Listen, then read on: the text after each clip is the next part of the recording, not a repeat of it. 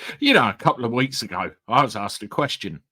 What changes have I seen on the roads in the last 20 years? Now, one of the things that really is apparent, and I'm sure you'll all agree with me, is a complete lack of patience when it comes to other road users, the way we drive and the way we behave. And the amount of times I've seen people go, "Beep, beep, beep, beep." Well, they call it road rage, don't they? I've got a new term that I would like you to know as well. It's called charge rage.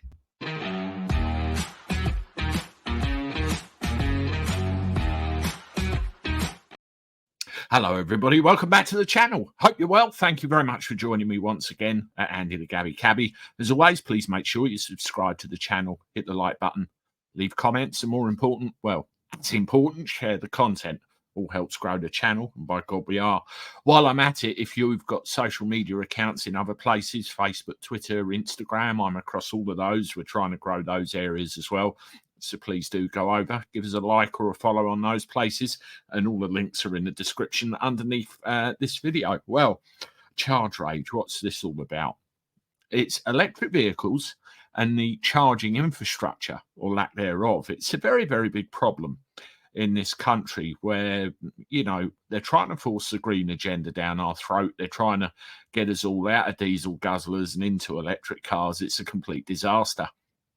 Many a service station out there around the motorways have got a big problem where they're installing, I suppose you could call them electric charging banks, but the national grid or the actual electricity grid around those areas can't support all of the banks all at the same time. So what you naturally get is limited access and massive queues. And of course, when you're driving around and you need to charge your vehicle at a moment's notice, you're going to get a problem. It's called charge rage. People are pissed off and they want others to move on. Well, have a look at this.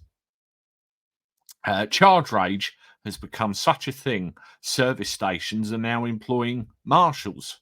Really?